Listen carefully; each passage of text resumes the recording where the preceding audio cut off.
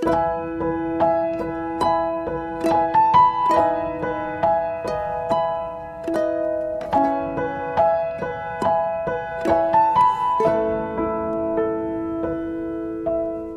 kita berdoa terlebih dahulu. Bapak, terima kasih buat kesaksian yang luar biasa yang kami dengar menjadi kekuatan buat kami. Ketika keadaan buruk menimpa kami, senyatanya inilah waktunya kami berbalik bertobat untuk mengenal Tuhan lebih lagi. Terima kasih ya Bapak. Kami mengucap syukur Tuhan. Kalau sebentar hamba-Mu akan menyampaikan kebenaran firman-Mu, urapi bibir lidah hamba-Mu, biar semua kemuliaan ini kembali kepadamu di dalam nama Tuhan Yesus yang percaya berkata amin ya. Shalom semuanya, ada sukacita. Terima kasih ya Joni buat kesaksian yang menguatkan kita semua ya. Kita percaya kasih karunia kalau Tuhan itu sudah pilih kita karena siapa kita. Senyatanya kita ini hanya manusia berdosa ya. Kalau kita bisa ngalami keadaan yang buruk dan kita hari itu di dalam keadaan buruk, kita bisa bertemu Tuhan dan hidup kita dipakai Tuhan. Maka itu sesuatu yang spesial. Sama ketika hidup saya dulu di zona nyaman, saya bukan siapa-siapa, saya juga tidak sungguh-sungguh dalam Tuhan, tapi waktu keadaan saya ngalami malapetaka, ngalami proses kehidupan, di situ keadaan berubah. Nah, malam ini kita percaya bahwa seringkali saya akan berkata tentang bagaimana buruk bukan terpuruk. Sekali lagi, buruk bukan terpuruk. Orang benar bisa mengalami hal yang makin buruk enggak? Oh, sangat bisa. Sudah berdoa Bu Eli, berpuasa, sudah ini, sudah khatam baca firman. Doanya bukan bertambah baik, tapi bertambah buruk. Oh, bisa, jelas. Tapi satu hal, apa yang kita alami hari ini dengan keadaan buruk, itu bukan membuat hidup kita terpuruk. Anggap ya, karena yang buruk, kalau menurut Alkitab, selalu mendatangkan kebaikan, karena Allah turut bekerja. Waktu keadaan buruk, senyatanya itu berbahagia, karena berbahagialah engkau jika engkau jatuh ke dalam berbagai-bagai pencobaan. Ya, keadaan yang buruk itu lagi yang pertama, yaitu supaya menyempurnakan kuasanya. Sebentar ya, kok ini suaranya?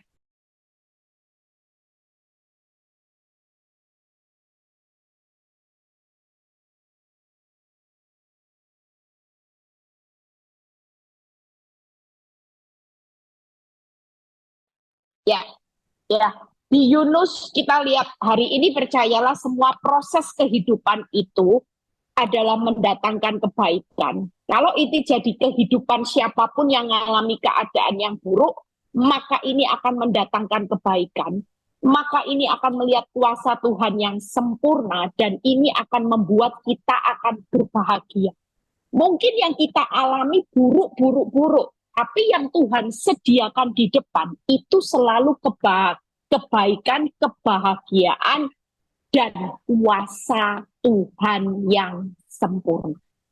Kita lihat bagaimana kalau keadaan buruk terjadi, apa yang kita lakukan hari ini, supaya yang buruk itu melihat kebahagiaan, melihat kebaikan, dan melihat kuasa Tuhan yang sempurna. Baca di Yunus 2, ayat 7 dan 9. Yunus 2, ayat 7 dan 9. Ya, kita baca Yunus 2. Ketika jiwaku letih lesu di dalam aku, teringatlah aku kepada siapa saudara? Hari ini keadaan buruk membuat kita letih. Banyak orang yang konseling sama saya bilang gini, Bu, capek loh Bu. Saya jadi pengikut Kristus itu kok capek ya Bu ya.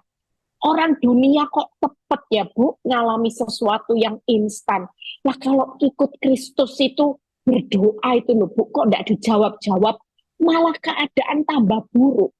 Jujur kalau kita fokus dengan keadaan yang buruk, kita pasti capek. Kekuatan kita pasti habis. Kekuatan kita pasti merosot, yang namanya sukacita, damai, sejahtera itu hilang.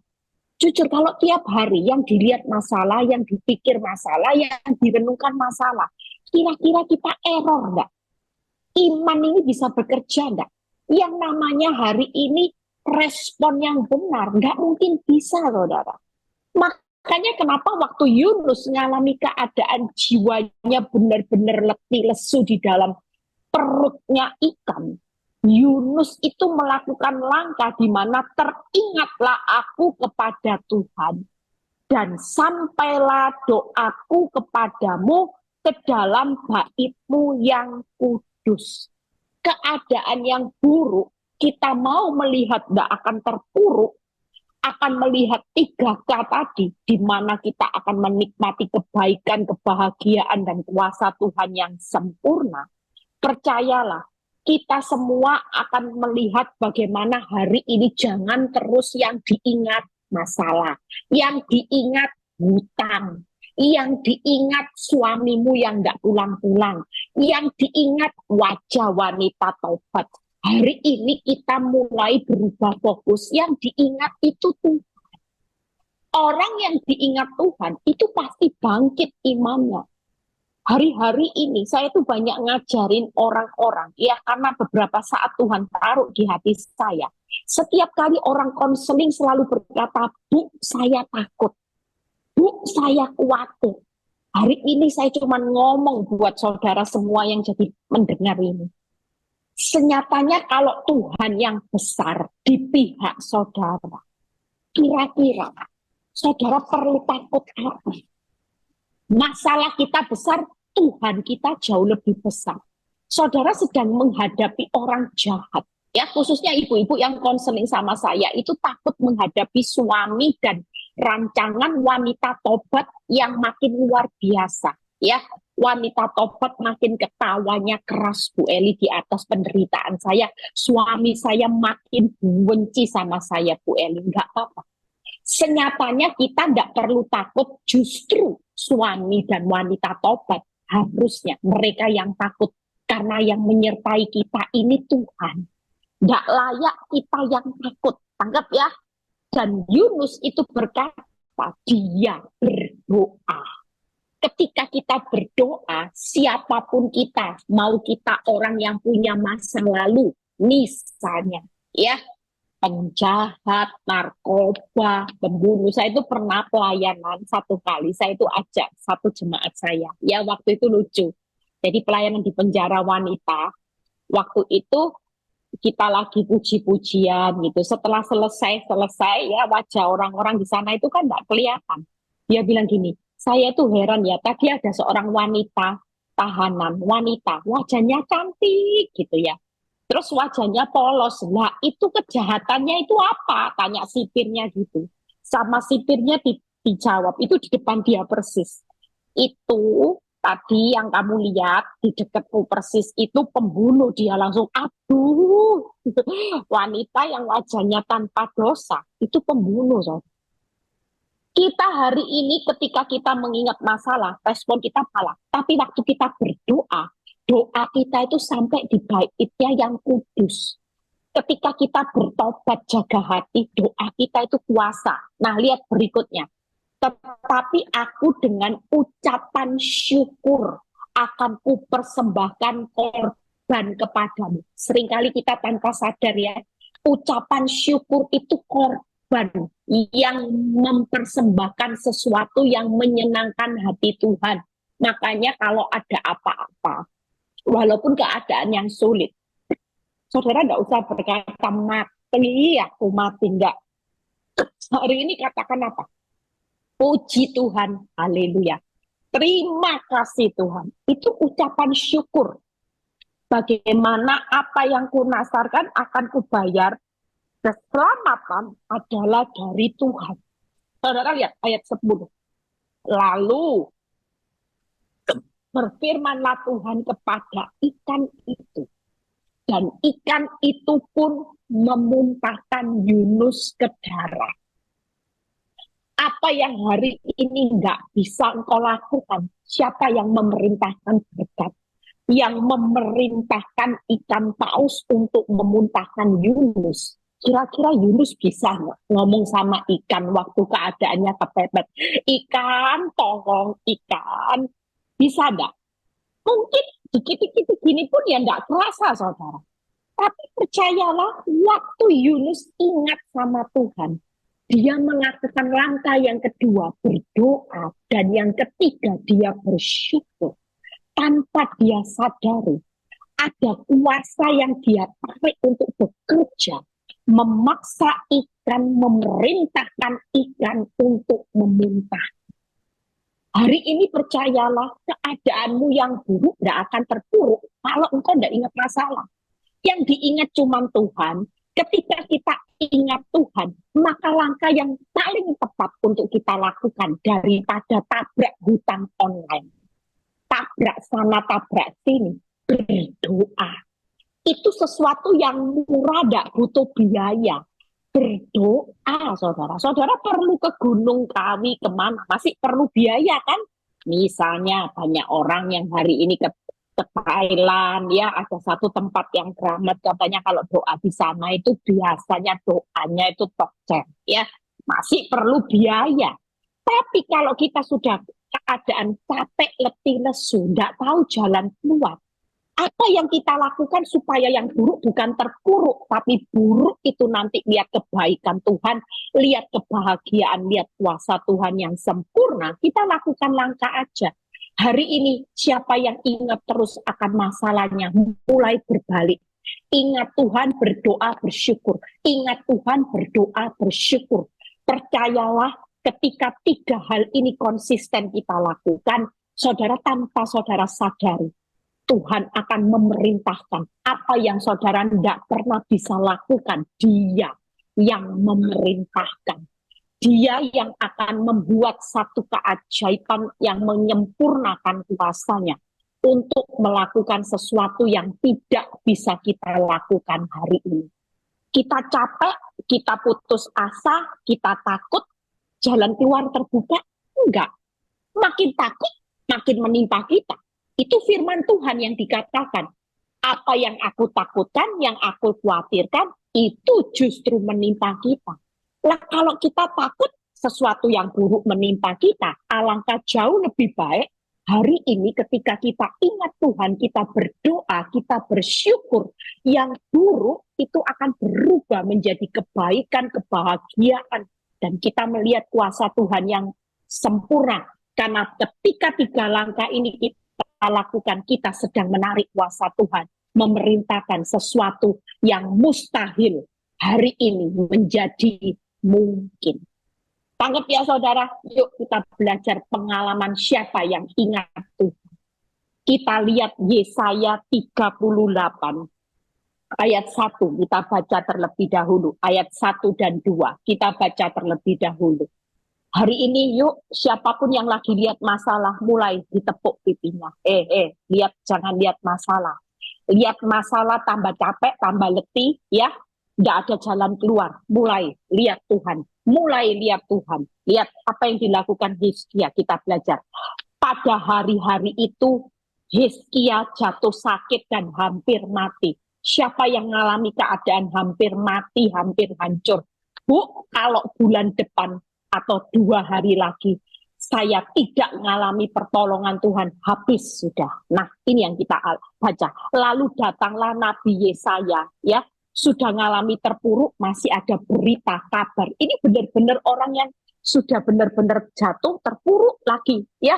Lihat, sudah jatuh sakit, hampir mati, datang Nabi yang mengatakan bahwa sampaikanlah pesan terakhir kepada keluargamu, sebab engkau akan mati, tidak akan sembuh lagi.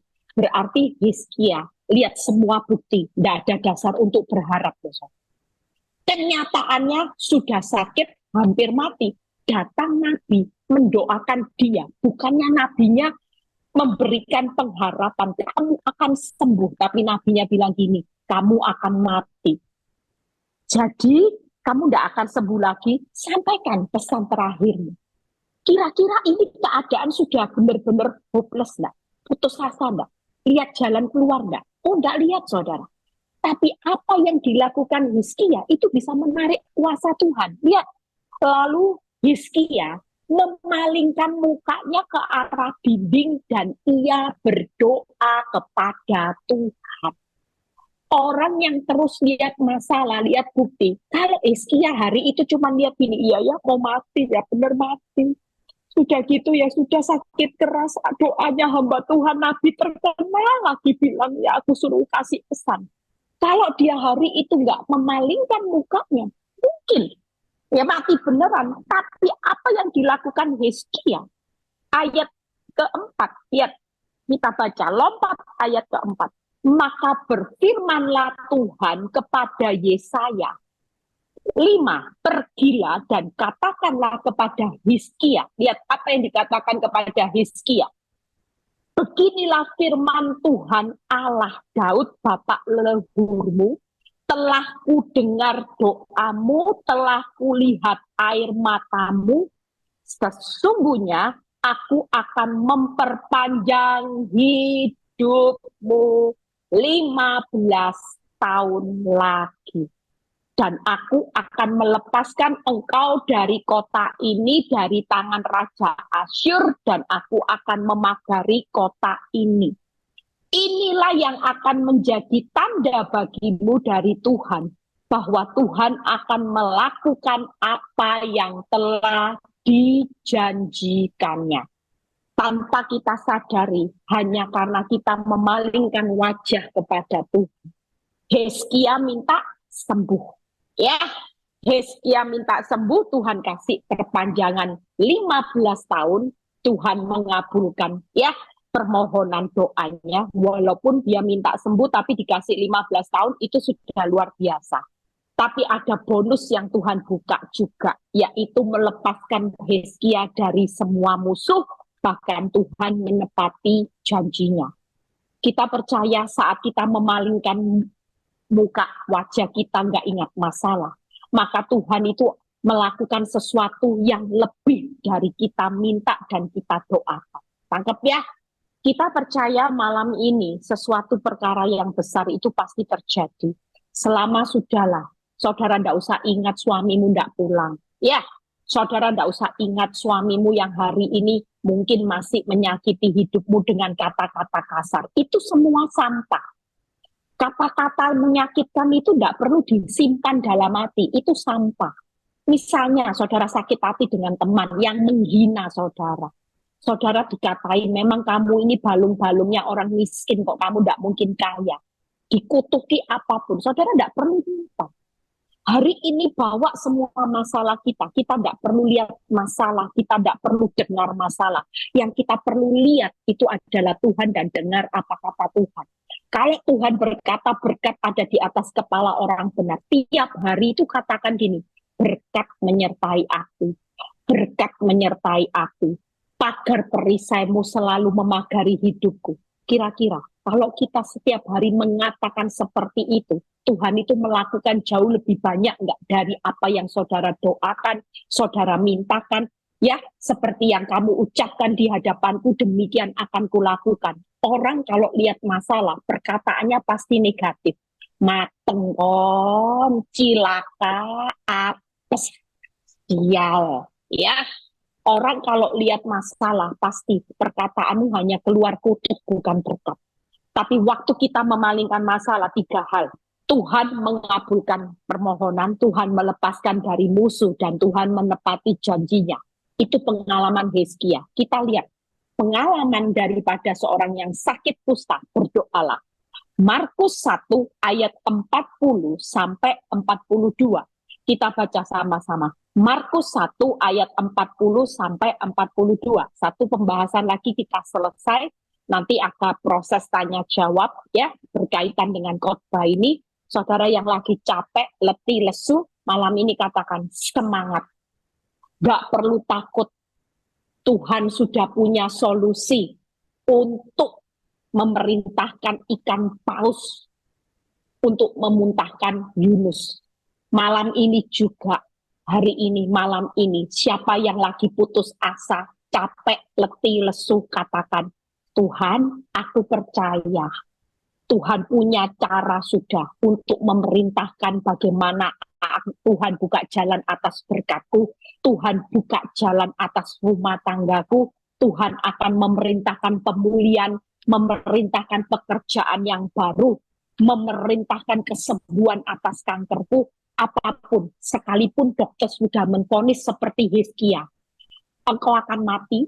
Mungkin perkataan dokter ditambah, ya, engkau akan mati, usiamu cuma 3 bulan. Penyakitmu hari ini tidak bisa sembuh, dan sebagainya, dan sebagainya. Mungkin banyak orang berkata gini, ini masa yang sulit. Dolar sudah naik tinggi. Dolar belum naik aja, kebutuhan sudah naik 30%.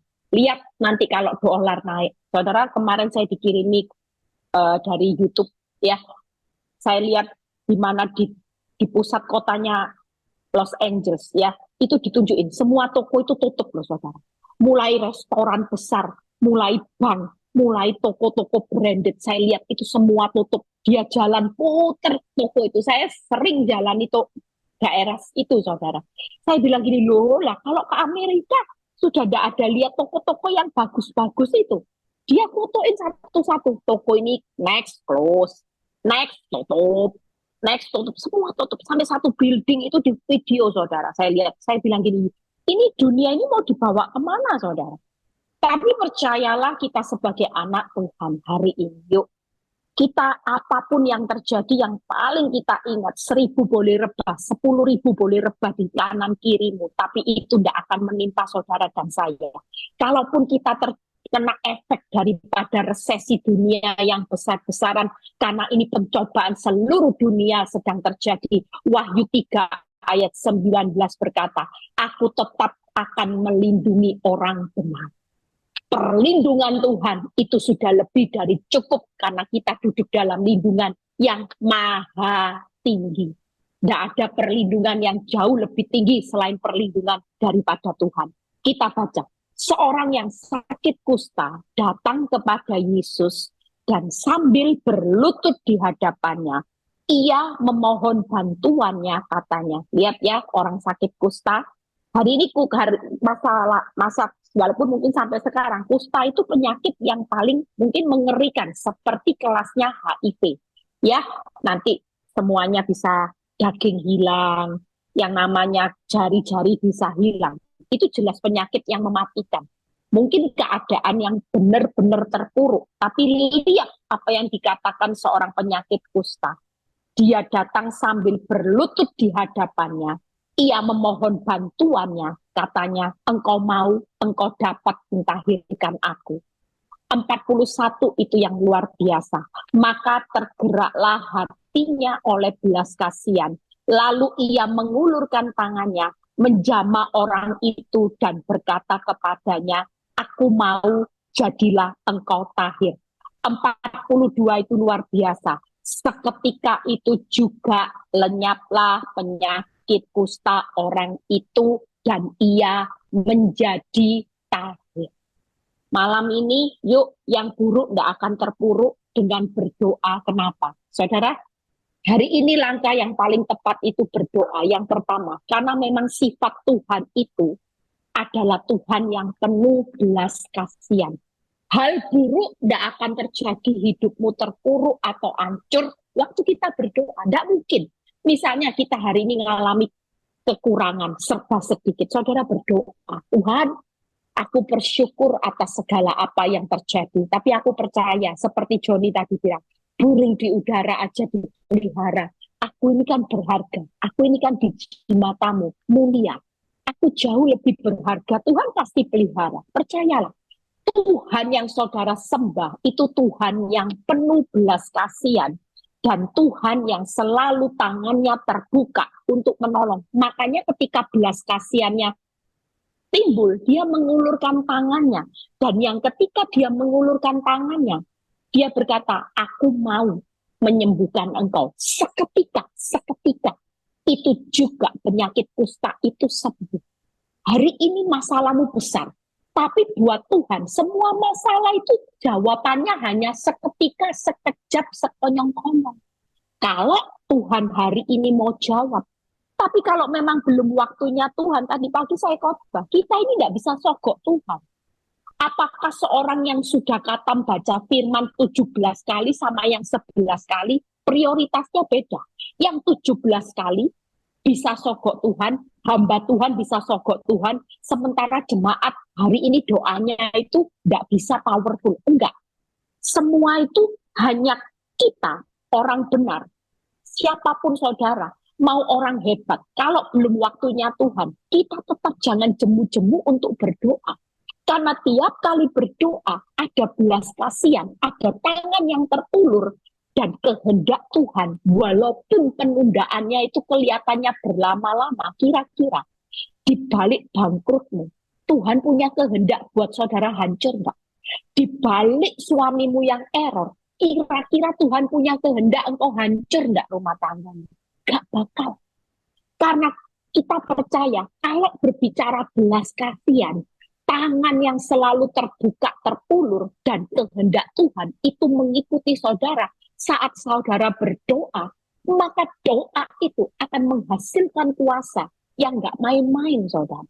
Amin. Walaupun kelihatannya belum dijawab, Bu Eli, tidak apa-apa. Makanya firman berkata, jangan jemu-jemu untuk berdoa. Karena ketika kita berdoa, belas kasihan tangan Tuhan, kehendak Tuhan itu menyertai saudara. Walaupun hari ini satu pintu masih ditutup, yakinlah belas kasihan Tuhan itu untuk membuka banyak pintu saudara di depan. Kehendaknya selalu menghendaki banyak janji-janji Tuhan yang terbaik untuk saudara dan saya nikmati. Hari ini siapa yang sedang mengalami seperti Hizkia, seperti sakit kusta?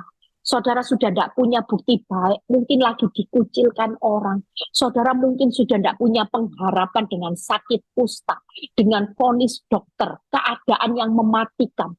Percayalah, Yunus sekalipun di dalam perut ikan, dia tidak ada orang yang dengar.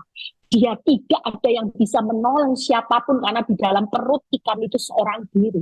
Tuhan itu sanggup, saudara. Hari ini kita nggak perlu bantuan manusia.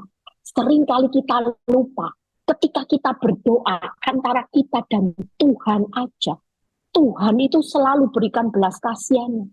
Saudara tidak perlu lari kemana-mana. Saya belajar, saudara, setiap kali ada apa-apa, saya selalu hanya melipat tangan. Saya selalu berkata, Tuhan, hari ini saya sudah tidak tahu apa yang harus saya lakukan.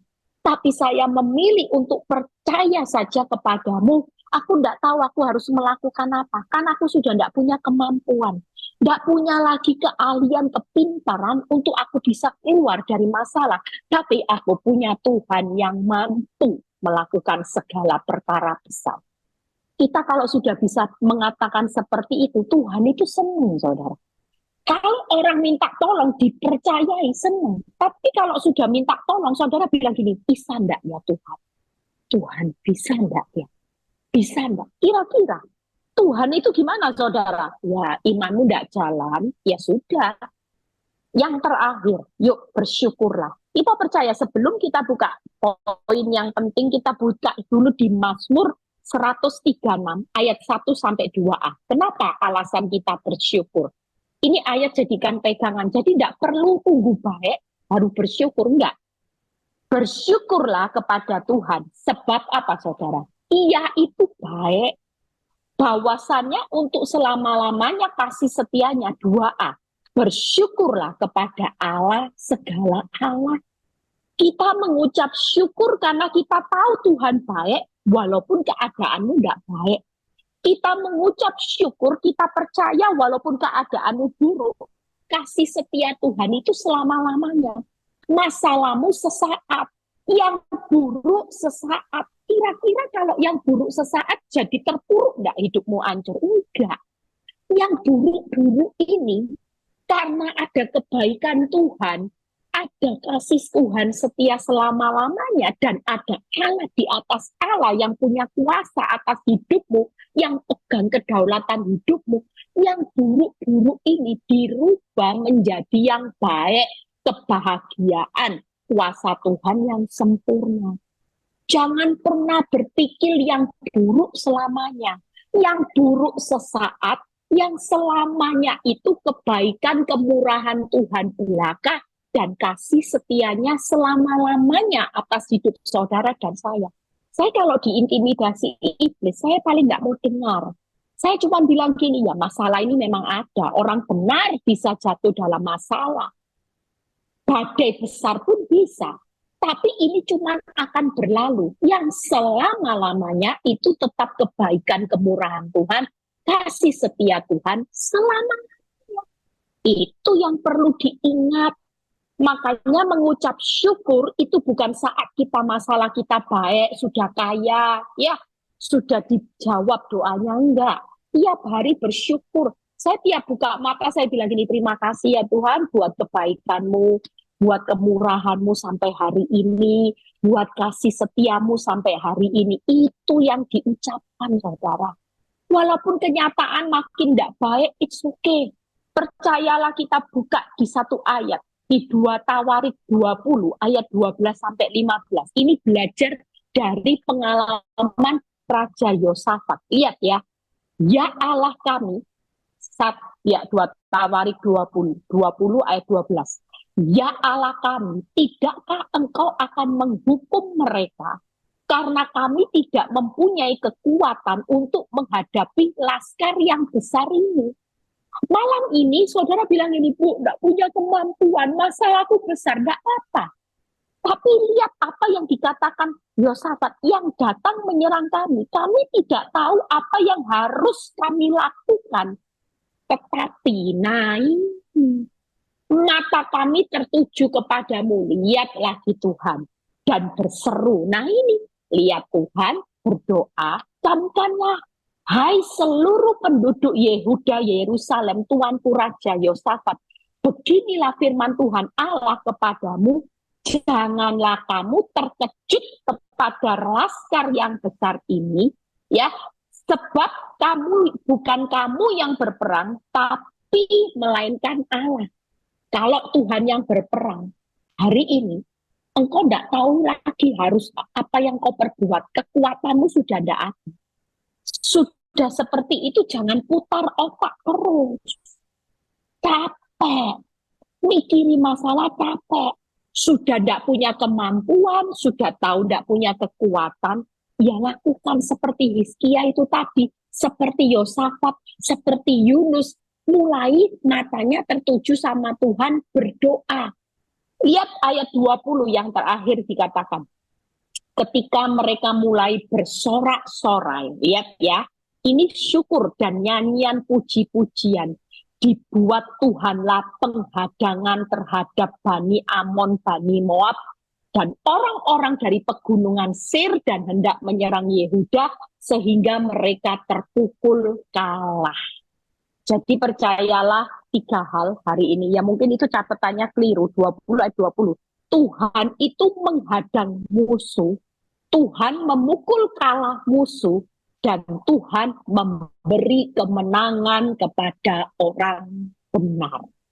Hari ini dengan mengucap syukur tanpa saudara sadari, ucapan syukur itu sesuatu yang memuliakan nama Tuhan, mempersembahkan rasa, sesuatu yang membuat hati Tuhan disenangkan. Maka percayalah, Tuhan yang baik, Tuhan yang murah hati, Tuhan yang besar kasih setianya akan menghadang semua musuh bukan dengan kekuatanmu, memukul kalah musuh bukan dengan kekuatanmu, membawa kita keluar mengalami kemenangan juga bukan dengan kekuatan, tapi Allah yang berperang sendiri.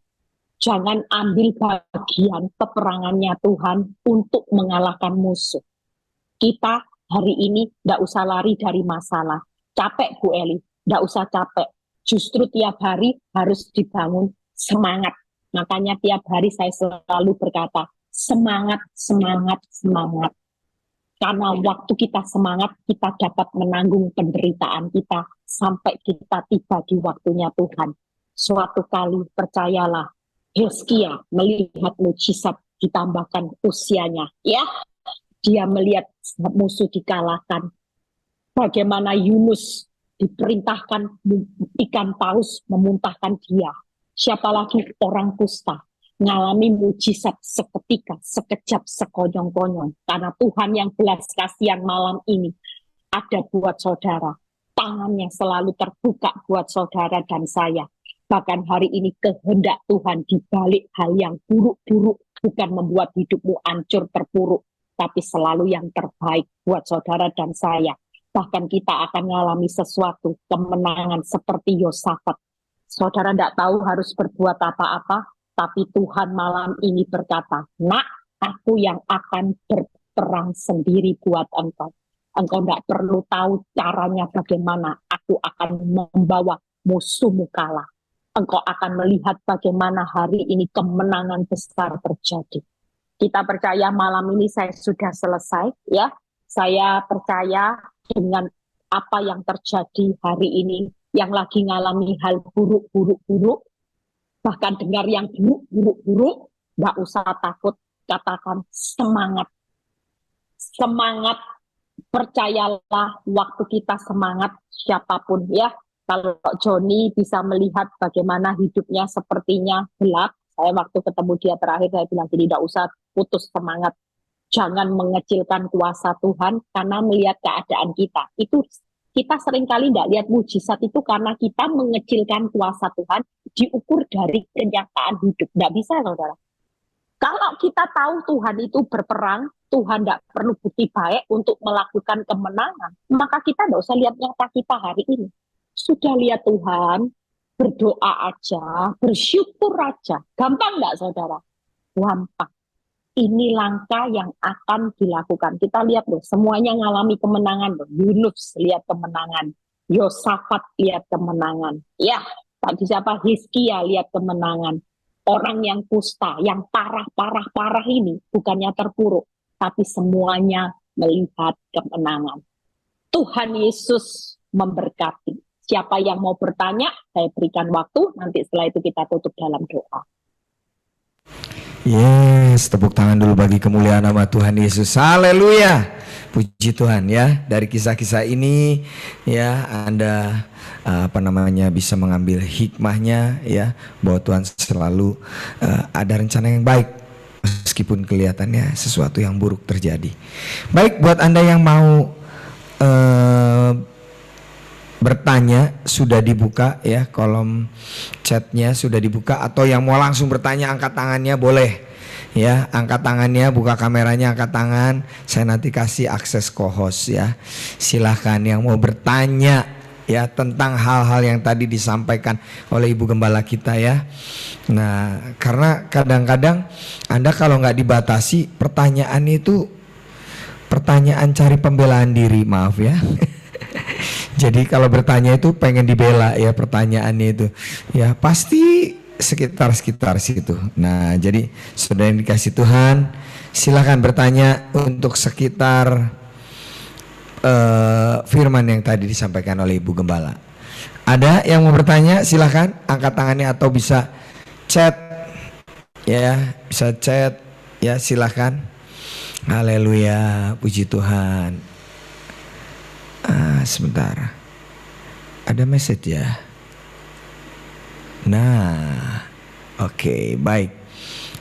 Bu, saya ada pertanyaan. Waduh, ada yang bilang sama saya, seorang pendeta, katanya perceraian karena zina dibenarkan. Contohnya siapa ini? Ayub ditinggal istrinya, habis anaknya mati terus menikah lagi. Apa benar begitu Pak Frans? Ayub nggak menikah lagi, istrinya tetap sama setahu saya. Silakan Ibu Gembala, ada pendeta katanya perceraian karena zina dibenarkan. Gimana Bu? Itu namanya cari pembenaran diri ya. Menurut saya kalau sudah Tuhan itu benci perceraian, titik sudah ya. Makanya kan saya berulang kali berkata ya, orang bercerai itu di mata dunia aja surat cerai bisa keluar, tapi senyatanya di mata Tuhan surat cerai bisa keluar enggak bisa. Sampai maut memisahkan. Makanya kalau ada ayat, kalau enggak salah kemarin Fran buka di Lukas berapa? Itu 16 ayat 18. Bisa dibaca ya. Lukas 16 ayat 18 dibaca sama-sama. Fran bisa baca itu ayatnya. Lukas 16 ayat 18 dibaca.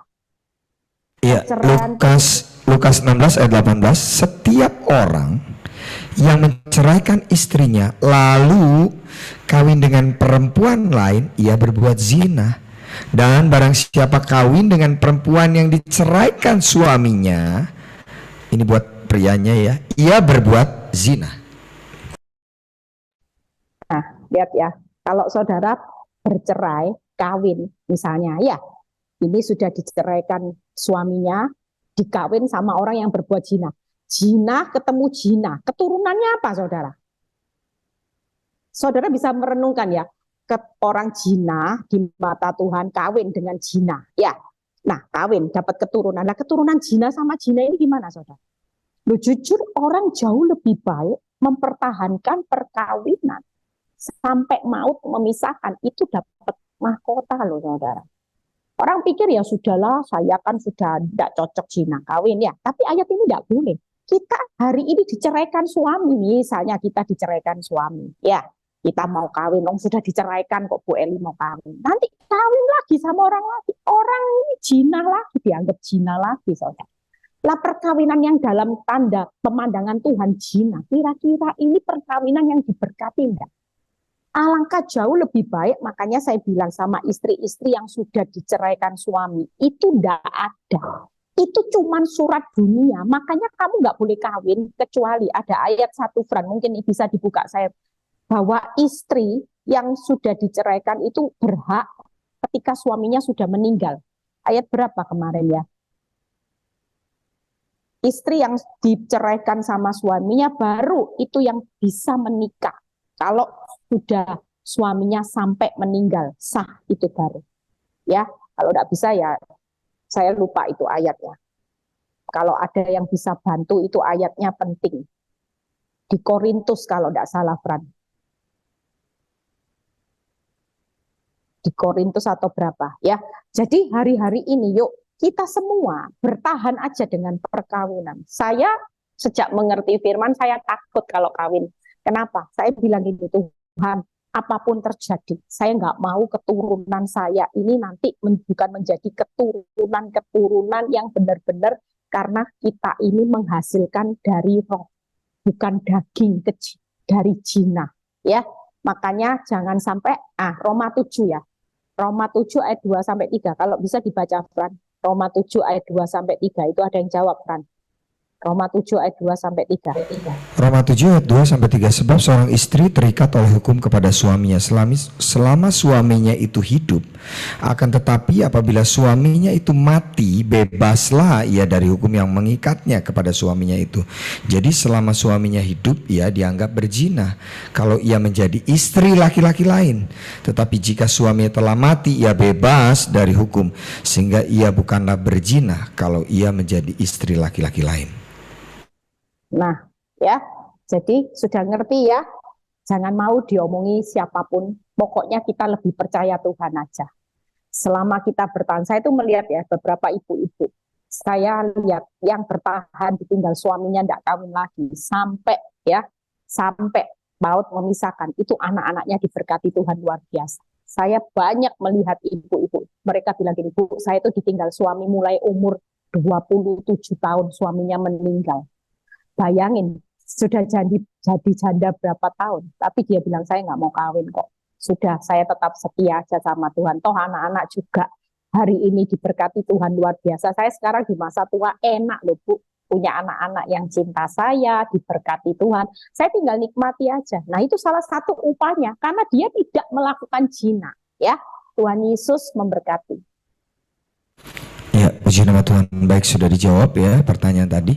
Ini ada pertanyaan yang cukup panjang penjelasannya dulu ya. Begini, di saat ini saya pertahankan perkawinan kami, tetapi saya juga buat tuntutan di persidangan. Saya tidak berniat untuk tuntutan itu untuk kepentingan diri saya sendiri. Suami saya tahu bahwa saya nggak punya uang untuk membayar lawyernya. Jadi beliau berusaha untuk menceraikan saya dengan membayar lawyer. Tuntutan yang saya minta adalah jumlah yang sangat besar. Sekarang suami saya ada dua pilihan, batalkan perceraian atau harus setuju dengan tuntutan dari saya istrinya. Apakah tindakan saya ini salah, Bu? Apakah saya telah mengambil alih tugas Tuhan? Nah itu pertanyaannya, silakan Bu. Ya mungkin Ibu tuntutannya kalau memang itu haknya istri, ya nggak apa-apa. Tapi kalau memang dibatalkan perceraian, ya saya percaya Ibu kan juga berdoa, ya. Ibu berdoa supaya tuntutannya, mungkin ibunya juga berdoa gini, daripada Tuhan dikasih tuntutannya lebih baik saya mendapatkan suami saya kembali. Nah, ngerti ya? Tapi ada loh istri-istri yang bilang gini, Tuhan, aku lebih baik dapat uangnya, dapat hartanya aja, orangnya sudah muak. Nah, ngerti ya? Tuhan tuh tahu hati hati kita yang tulus, dari hati yang benar-benar meminta sesuatu yang hidup karena kita tahu kebenaran. Orang kalau tahu kebenaran, saya kan pernah cerita, saya pernah mau dicerai, dikasih semua harta, saya tolak. Saya bilang, saya itu tidak cari hartamu, tapi saya bertahan ini karena saya mau menghidupi kebenaran, saya mau memberi keteladanan buat anak-anak bahwa perceraian itu tidak baik, tidak boleh dilakukan. Itu aja yang saya pertahankan. Dan percayalah kalau itu yang jadi tujuan ibu untuk berdiri di atas kebenaran, kebenaran itu pasti membela kehidupan ibu. Ya, Tuhan Yesus memberkati. Iya. Ini ada pertanyaan yang saya rasa ini, saya setiap kali Zoom saya melihat ada pertanyaan ini ya. Apakah orangnya sama, apakah orangnya beda tapi nasibnya sama ya. Nah ini ada seorang ibu yang bilang begini, dia merasa dihakimi terus di gereja, di mana suaminya yang pernah selingkuh tapi suaminya sudah bertobat ya, sampai ketakutan pergi ke gereja, bahkan memviralkan masalah suami yang selingkuh. Bagaimana seharusnya sikap saya, Bu, menghadapi itu semua? Ya sebenarnya ibu tidak perlu takut. Orang itu, kita ini tidak bisa kendalikan mulutnya orang, ya. Tapi kalau sampai Tuhan izinkan, seperti saya dulu saya waktu ngalami masalah, saya itu sudah sembunyi-sembunyi, sampai teman baik saya aja marah, kamu ya, Eli ada masalah, kenapa kamu nggak mau cerita sama saya? Sampai saya tahu dari orang lain. Tapi walaupun sudah ditutup-tutup, itu sudah kayak viral, saudara, kasus saya. Dari situ saya belajar, apapun yang terjadi, kalau sampai kita ini sudah berbuat baik sekalipun, sampai masalah kita diizinkan Tuhan, ada banyak orang lain tahu, ada banyak orang lain menghakimi, itu berarti proses dalam diri kita. Supaya apa? Kita lagi diasah karakter, ya, lagi dimurnikan secara iman dan sebagainya. Apa yang dikatakan orang buruk hari ini, nggak usah didengarkan. Tadi tuh khotbah saya, sampah. Sudah, kalau dengar sesuatu, lapor sama Bapak di surga. Jangan didengarkan terus. Aduh, sakit hati, dikatain suami-suami kok kurang ajar, suami saya katanya penipu, Bu Eli. Tidak usah didengar, itu sampah. Segala sesuatu yang sampah melemahkan iman. Tutup telinga. Lihat sama Tuhan. Ngomong sama Tuhan. Tuhan, aku dikucilkan orang, ya memang aku salah. Seperti saya dulu, Tuhan, hari ini keluarga saya diaibkan. Orang pada ngomongi perbuatan suami saya, sampai ditambah-tambahi bumbu, Tuhan, dari A sampai akhirnya jadi set ceritanya. Ya, di situ saya percaya bahwa kuasa Tuhan itu bekerja ketika kita ngomong sama Tuhan. Percayalah, apa yang buruk-buruk hari ini, ibu ngalami buruk dengan perkataan orang satu gereja, itu tidak akan dibiarkan terpuruk. Semuanya diizinkan Tuhan. Pikiran ibu bilang ini kebaikan Tuhan. Ini nanti ada kebahagiaan. Ini di saat kelemahanku kuasamu lagi bekerja secara sempurna. Sudah mikir itu aja. Kalau pikiran kita positif, maka firman bilang gini, Allah melakukan jauh lebih banyak. Apa yang kita pikirkan yang baik, yang manis, yang sedap didengar, pikirkan yang mulia, maka itu yang akan nanti Allah melakukan jauh lebih banyak dari apa yang kita pikirkan. Lah kalau kita pikirannya ngomong kurang ajar ya, menfitnah aku. Siapa yang melakukan kurang ajar? Ya iblis. Makanya ibu kalau difitnah di gereja, diviralkan sekalipun kayak saya, sampai orang tahu banyak, it's okay. Buktinya hari ini semua yang diviralkan, saya dikenal, sampai ada seorang ibu, banyak, bukan hanya seorang ibu-ibu bilang, untung lu ya, ada pendeta Bu Eli Kurniawati yang berani buka aibnya tentang selingkuh. Kalau enggak kita selingkuh, kita semua lari kemana? Lo jujur saudara, itu mendatangkan kebaikan enggak? Kebaikan. Memang buat saya aib di awal, diviralkan.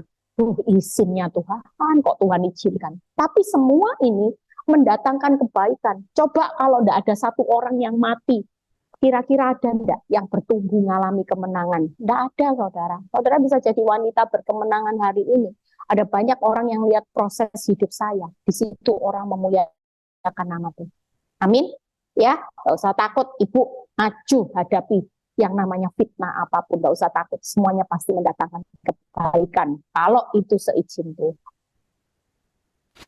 Baik, ada ibu-ibu yang bertanya karena dia sudah 1 tahun ini ditinggalkan suaminya, komunikasinya kurang baik, anaknya 5, waduh luar biasa ya, anaknya 5, dan suami ini sekarang ini kontak dia dan mau minta uang 5 juta dan janji akan pulang ke rumah kalau dikasih duit. Apa yang harus saya lakukan, Bu? Karena sudah komunikasinya sudah buruk seperti itu selama 1 tahunan ini. Silakan. Ya Ibu, kalau 5 juta, ya kalau mintanya 500.000 biasanya saya bilang sama orang, ibu-ibu kasih lah. Anggap saudara punya belas kasihan, kasih 500. Tapi kalau 5 juta menurut ibu ya hal yang besar dan ibu tidak punya, tidak usah utang. Tapi kalau itu ada di tangan saudara, ya kan ini kejadiannya mungkin berulang kali, itu jangan.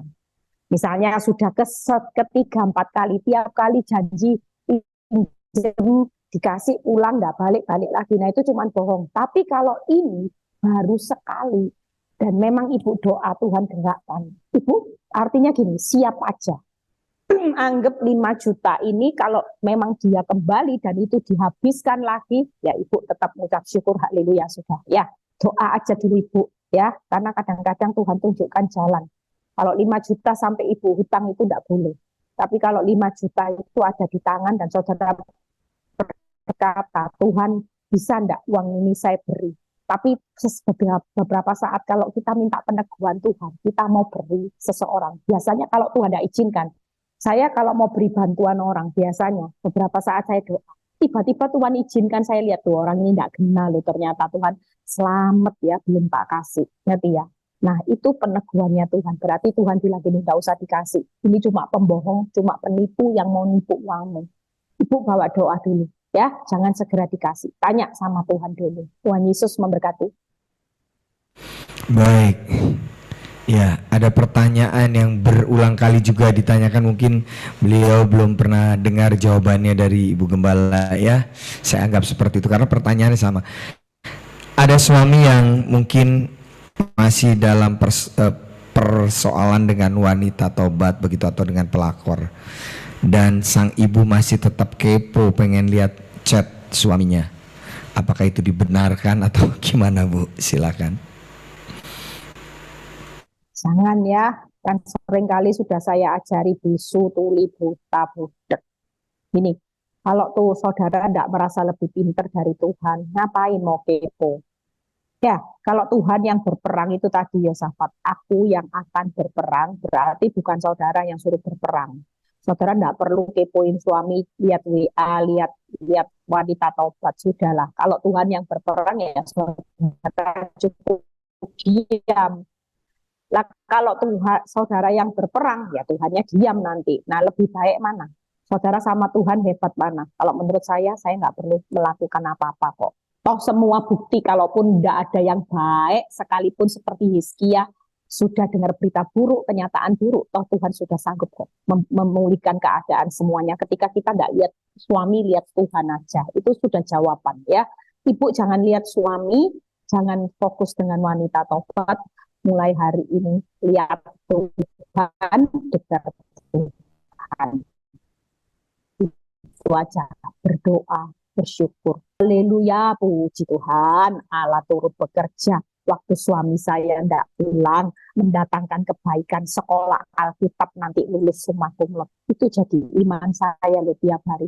Ya, jadi percayalah ibu-ibu, bapak-bapak juga yang lagi mengalami masa sulit. Yuk, tetap lakukan prinsip ini. Mujizat itu masih ada sampai hari ini. Tuhan Yesus memberkati. Oke, pertanyaan-pertanyaan lain kurang lebih mirip-mirip begitu ya tentang perselingkuhan tadi, dan harus bersikap seperti apa ya. Ya, dengarkan nasihat-nasihat dari Ibu Gembala yang tadi ya. Ini ada sebentar ya. Ini ada ibu dari Papua New Guinea ya.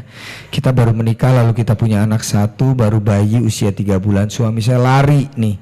Sudah 1 tahun, baru 3 bulan punya anak langsung lari. Keluarganya bilang ceraikan. Lalu suami saya blokir nomor saya sampai hari ini. Orangnya bilang nanti berurusan dengan apa? Orangnya bilang nanti saya berurusan dengan Tuhan walaupun sudah nikah tetap saya cerai. Itu perkataannya. Maksudnya mungkin ini ya, bagaimana sikap seharusnya ya. Silakan Bu Gembala. Ya, apapun perceraian ya, kalau walaupun 1 tahun, jangankan 1 tahun, 1 bulan aja lah ya, kita itu sudah berusaha harus mempertahankan, karena nanti balik lagi kalau ujung-ujungnya cerai, mau kawin lagi, jinah lagi.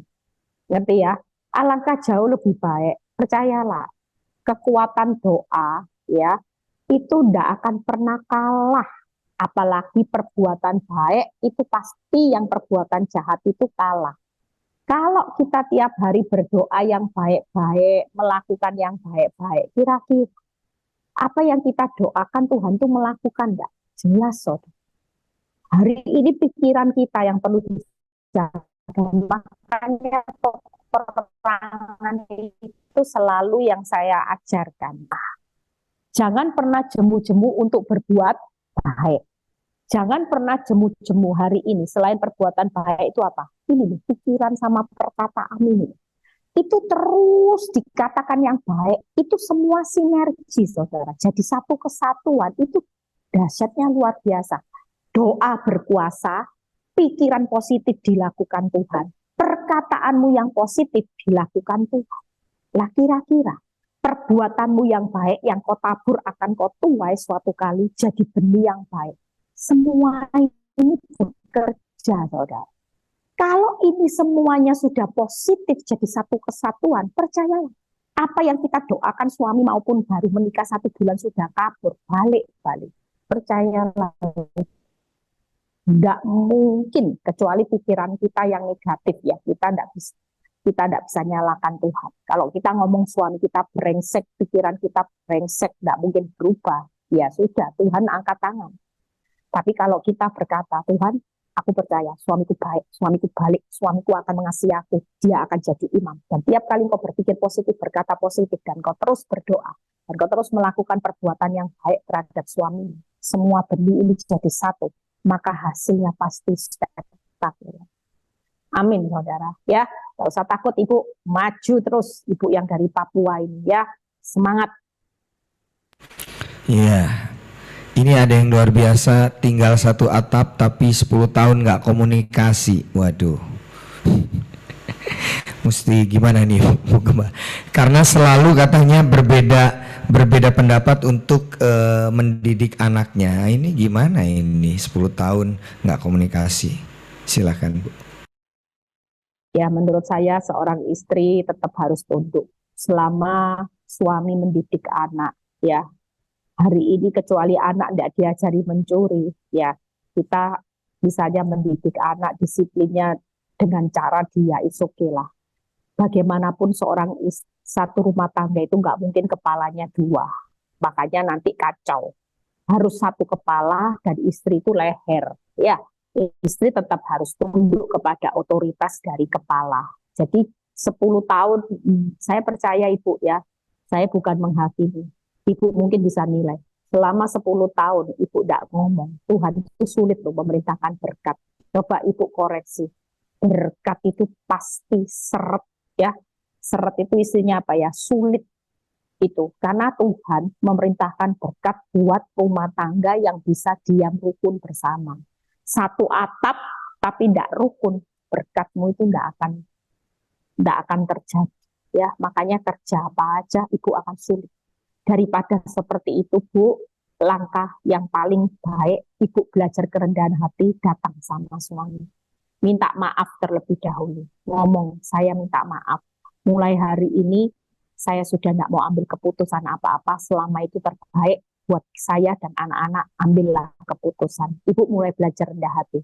Nanti di sana awal pemulihan itu adalah keterbukaan. Ya, dan hati yang hancur. Tuhan Yesus memberkati. Oke, sebentar saya lihat lagi.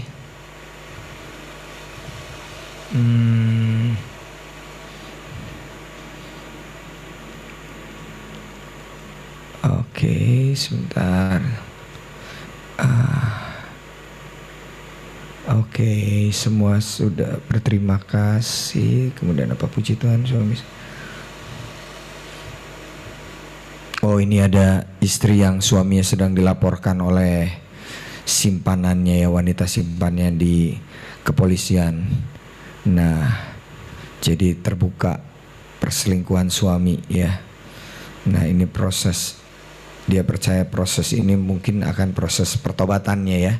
Mungkin nasihat apa yang bisa Ibu Gembala sampaikan buat istri yang sedang menghadapi suaminya sedang dilaporkan di kepolisian karena nggak tahu persoalan apa dengan selingkuhannya.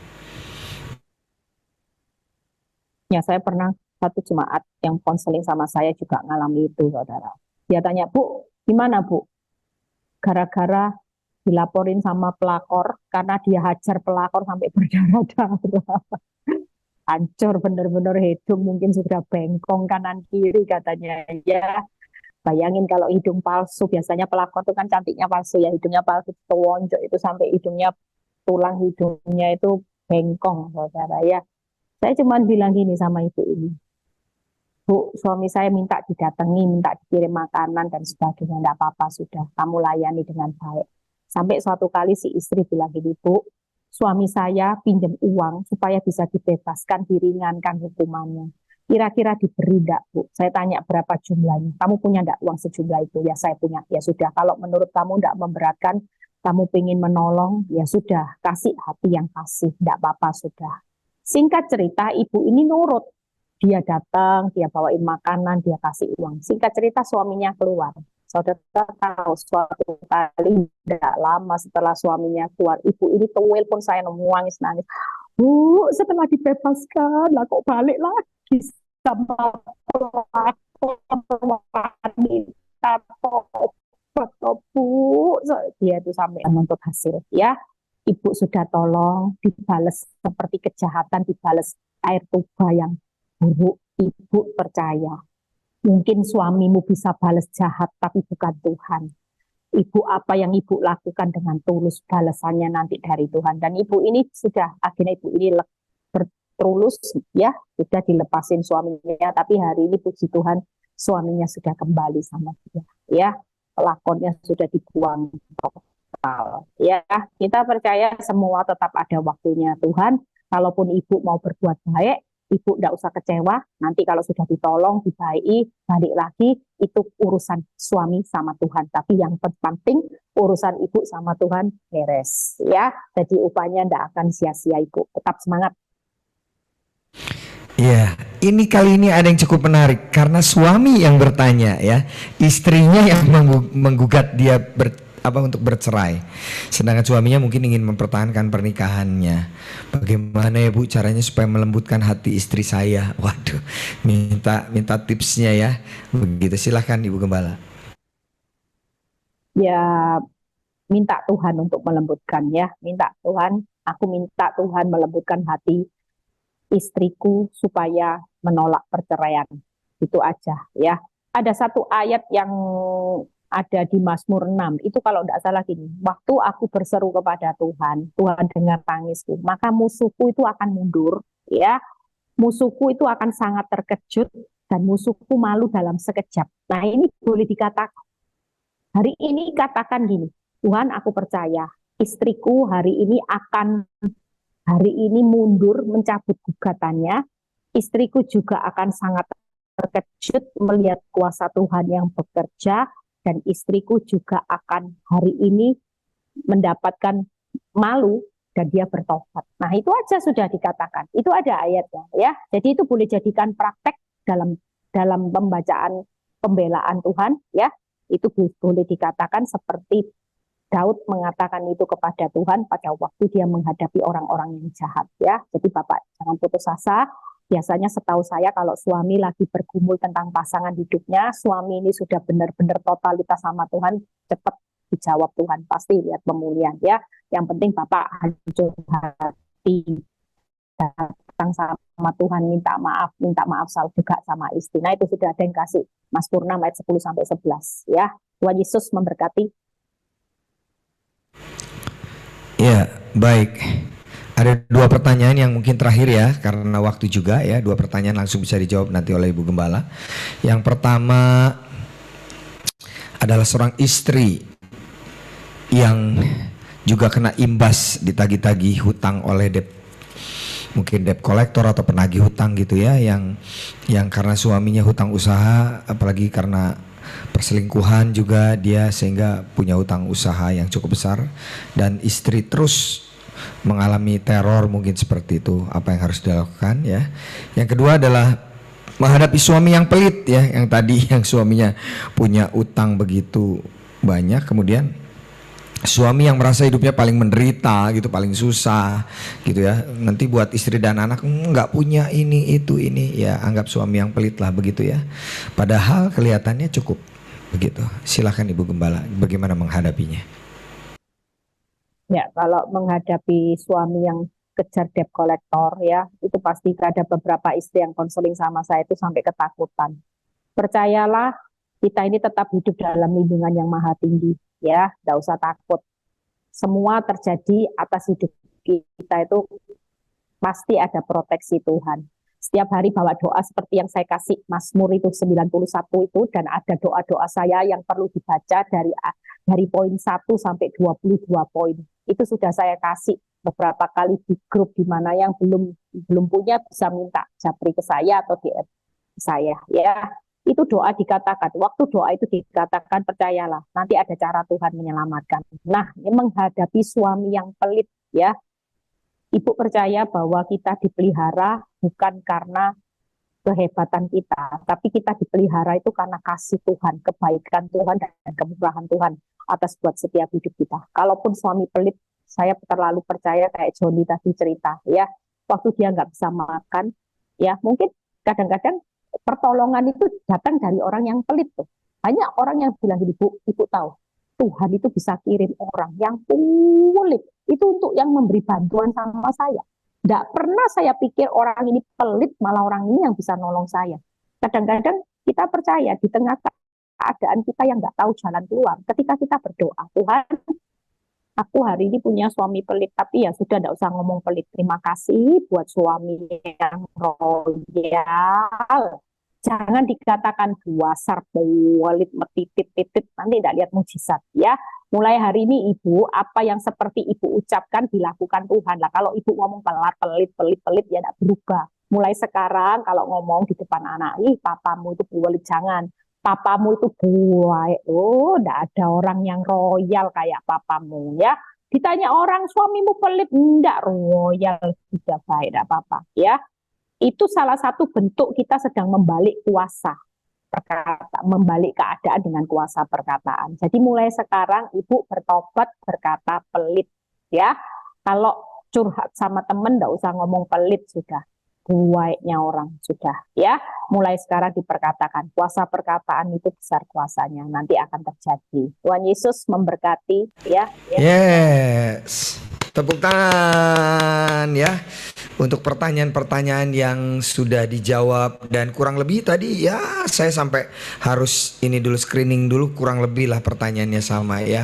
Thank you buat yang sudah bertanya, dan tolong jangan tanyakan lagi hal yang sama di minggu depan ya, karena perasaan pertanyaannya selalu itu aja ya, dan kurang lebih orangnya juga itu aja ya. Haleluya, puji nama Tuhan. Terima kasih Tuhan buat malam ini, kami sudah serahkan seluruh kehidupan kami bersyukur atas apapun yang terjadi. Tuhan tetap baik, Tuhan tetap besar kasih setianya.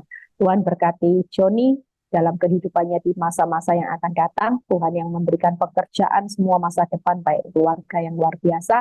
Tuhan juga memberkati yang sudah melayani Tuhan. Kalau sebentar kami mau berpisah satu dengan yang lain, biar kami menerima berkat Tuhan, berkat Abraham, Ishak, Yakub, damai sejahtera Allah Bapa, Putra, dan Roh Kudus menyertai saudara dan saya mulai saat ini sampai Maranatha Tuhan Yesus datang kedua kali. Berkati, haleluya, amin.